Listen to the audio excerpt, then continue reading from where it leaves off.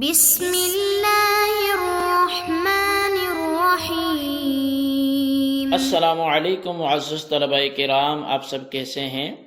آج ہم نور الانوار کے سبق نمبر 36 کو پڑھیں گے، اور آج کے سبق کا عنوان ہے تفریع رابع کا بیان۔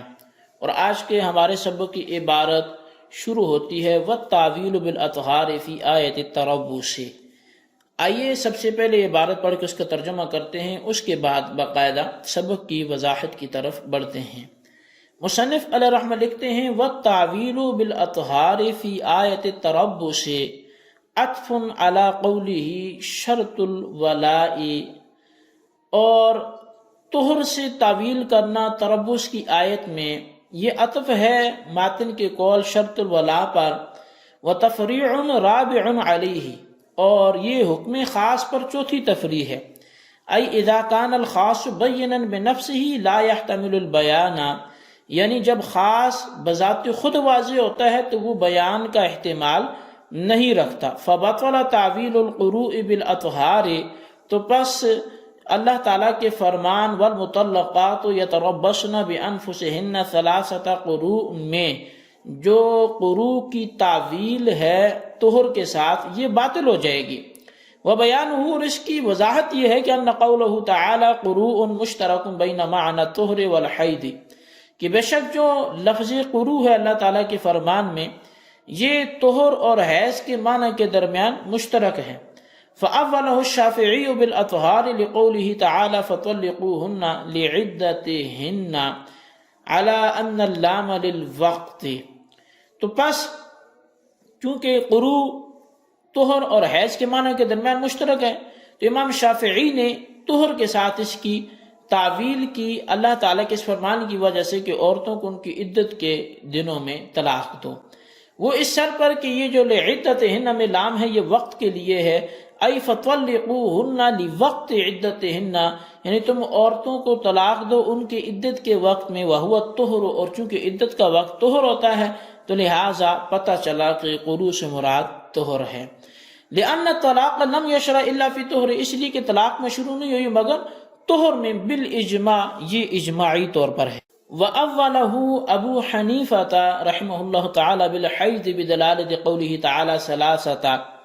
اور امام اعظم ابو حنیفہ رحمۃ اللہ تعالی علیہ نے قروء کی تعویل حیض سے کی ہے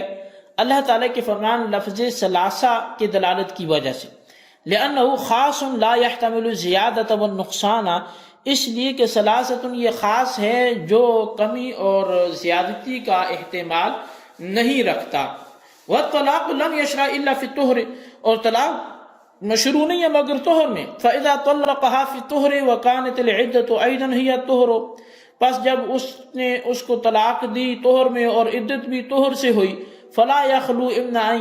یحتسب ذلک الطہر من العدۃ اولا، بس خالی نہیں ہوگا اس بات سے کہ اس طہر کو شمار کیا جائے گا عدت سے یا نہیں۔ فإن احتسب منها كما هو مذهب الشافعی یکون قرائین وبعض من الثالث، اور اگر اس کو شمار کیا گیا جیسا کہ یہی امام شافعی کا مذہب بھی ہے پھر تو یہ دو قروء اور تیسرے کا بعض ہوں گے۔ لأن بعض منه قد مضى، اس لیے کہ تیسرے قروء کا بعض حصہ تو گزر چکا۔ وإن لم يحتسب منها ويؤخذ ثلاث أخر ما سوى هذا القرء، اور اگر اس طہر کو شمار نہ کیا جائے اس حیض کو، اس قروء کو، بلکہ اس کے علاوہ تین پورے لیے جائیں تو یکون ثلاثا وبعضا، پھر تین اور کچھ زیادہ ہو جائے گا۔ وعلى كل تقدیر يبطل موجب الخاص الذي هو ثلاثة، ہر صورت میں جو خاص کا تقاضا تھا وہ باطل ہو رہا ہے جو کہ تین ہے۔ وَأَمَّا إِذَا كَانَتِ الْعِدَّةُ هِيَ الْحَيْضُ وَالطَّلَاقُ فِي الطُّهْرِ لَمْ يَلْزَمْ شَيْءٌ مِّنَ الْمَحْظُورَيْنِ، وبہرحال جب عدت وہ حیض سے ہو اور طلاق چونکہ طہر میں ہوتی ہے تو پھر یہ دو ممنوع کاموں میں سے کوئی بھی لازم نہیں آئے گا۔ بل تعد ثلاث حیض بعد مضی الطہر الذی وقع فی طلاق، بلکہ وہ جو حیض گنے جائیں گے، تین حیض گنے گا طہر کی مدت گزرنے کے بعد وہ طہر کے جس میں طلاق واقع ہوئی تھی۔ جی طلبہ کرام، یہ ہمارے سبق کی عبارت اور اس کا ترجمہ تھا۔ اب آئیے اس کی وضاحت کی طرف بڑھتے ہیں۔ دراصل یہ خاص کے حکم پر چوتھی تفریع ہے اور شرط الولا پر معطوف ہے، یا خاص کے حکم سے مراد ان یتناول المخصوص قطعا ہے، نہ کہ لا يحتمل البیان ہے۔ یعنی اب تھوڑی سی چینجنگ آئی ہے کہ پہلے یہ تھا کہ خاص بذات خود واضح ہوتا ہے، وہ بیان کا محتاج نہیں ہے۔ اب یہ اس پر تفریع نہیں ہو رہی، بلکہ جو خاص کے اندر دو حکم تھے، وہ یہ پہلا یہ کہ ان یتناول المخصوص قطعا، کہ خاص جو ہے وہ مخصوص کو قطعی طور پہ شامل ہوتا ہے، تو لہٰذا یہاں پر جو ہے وہ اسی چیز کو بیان کیا جا رہا ہے۔ آئندہ کے چاروں مسئلے ان یتناول المخصوص قطعا پر متفرع ہیں، چونکہ 3 تفریعات تو گزر گئی اور ٹوٹل 7 ہیں، تو 4 جو ہیں وہ اسی پر متفرع ہیں، جیسا کہ اس کی تفصیل میں نے کچھ عرض بھی کر دی ہے۔ اچھا، اب یہ کہ مطلقہ مدخول بہا جو حیض والی غیر حاملہ ہے، اس کی عدت احناف کے نزدیک 3 حیض ہے اور شوافے کے نزدیک 3 طہر ہیں۔ دونوں حضرات کا جو استدلال ہے وہ اللہ تعالیٰ کے اسی فرمان سے، والمطلقات یتربصن بانفسہن ثلاثۃ قروء، یعنی مطلقہ مدخول بہا ذوات الاقراء غیر حاملہ عورتیں اپنے آپ کو 3 قروء روکے رکھیں، اور لفظی قروء حیض اور طہر کے معنی میں مشترک ہے، مگر حضرت امام شافعی فرماتے ہیں کہ آیت میں قروء سے مراد طہر ہے، اور احناف کہتے ہیں کہ قروء سے مراد حیض ہے۔ حضرت امام شافعی قروء سے مراد طہر لینے پر اس آیت سے استدلال کرتے ہیں۔ وہ آیت یہ ہے کہ اذا طلقتم النساء فطلقوهن لعدتهن، تو آپ فرماتے ہیں کہ یہ لعدتهن میں لام وقت کے لیے ہے، یعنی ان عورتوں کو ان کی عدت کے وقت میں طلاق دو۔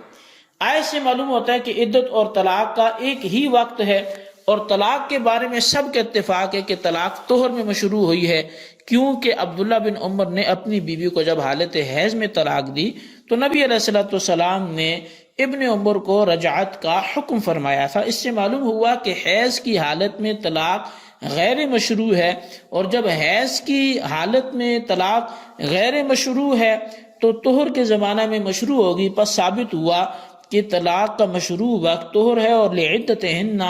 اس پر دلالت کرتا ہے کہ عدت کا وقت اور طلاق کا وقت ایک ہی ہے، اور طلاق کا وقت بالاجماع طہر ہے، تو عدت کا وقت بھی طہر ہوگا، اور جب عدت کا وقت طہر ہے تو آیت والمطلقات میں قروء سے مراد طہر ہوگا، نہ کہ حیض ہوگا۔ حضرت امام ابو حنیفہ حیض مراد لینے پر لفظ ثلاثہ جو خاص ہے اس سے استدلال کرتے ہیں، اور وہ اس طرح کہ لفظ ثلاثہ خاص ہے، معنی معلوم 3 کے عدد کے لیے وضع کیا گیا، اور خاص کا حکم یہ ہے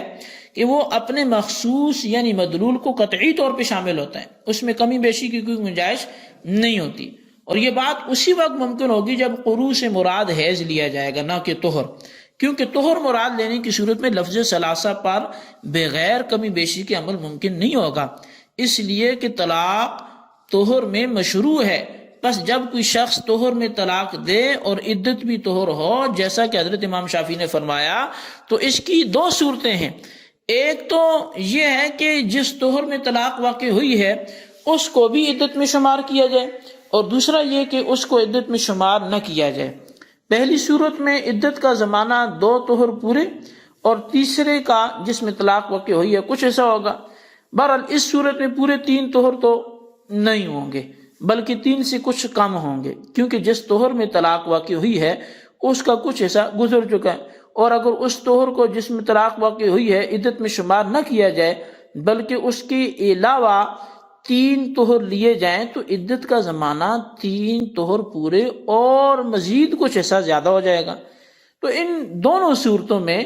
جو ہے وہ پورے 3 پہ عمل نہیں ہو رہا، ایک میں کم ہو رہا ہے، دوسرے میں 3 سے زیادہ ہو رہا ہے۔ حاصل یہ کہ قروء سے طہر مراد دینے کی صورت میں لفظ ثلاثہ جو خاص ہے اس پہ عمل نہیں ہوگا، بلکہ اس کا جو تقاضا تھا وہ باطل ہو جائے گا، خاص پہ عمل جو ہے وہ قطعی طور پہ ہو۔ اور اگر قروء سے حیض مراد لیں جیسا کہ امام اعظم نے لیا تو مذکورہ 2 خرابیوں سے کوئی بھی لازم نہیں آئے گی، یعنی 3 کے عدد میں کمی بیشی نہیں ہوگی، بلکہ جس طہر میں طلاق واقع ہوئی اس کے گزرنے کے بعد پورے 3 حیض عدت شمار کیے جائیں گے۔ لہذا آیت میں قروء سے حیض مراد ہے، طہر مراد نہیں ہے۔ جی طلبہ کرام، یہ تفریع رابع تھی، چوتھی تفریع تھی جو خاص کے حکم پر تھی، اور خاص کے حکم سے مراد یہاں اس کا وہ مخصوص حصہ تھا کہ خاص جو ہے وہ مخصوص کو قطعی طور پر شامل ہوتا ہے۔ تو اس پر امام شافعی اور ہمارے درمیان یہ ایک چوتھی تفریع تھی، اس کو سمجھیں، بار بار دیکھیں، لکھیں اور خلاصہ نوٹ کریں، بالخصوص ان سوالات کے جوابات دیں۔ سوال نمبر 1 یہ ہے کہ پہلی 3 تفریعات اور دوسری 4 تفریعات میں فرق بیان کریں، اور سوال نمبر 2 یہ ہے کہ فَطَلِّقُوهُنَّ لِعِدَّتِهِنَّ سے امام شافعی کیا استدلال کرتے ہیں، ان کا رد بھی تحریر کریں۔ اللہ تبارک و تعالیٰ سے دعا ہے جو کچھ ہم نے پڑھا سنا اسے یاد رکھنے کی توفیق نصیب فرمائے، آمین بجاہ النبی الامین صلی اللہ علیہ وسلم۔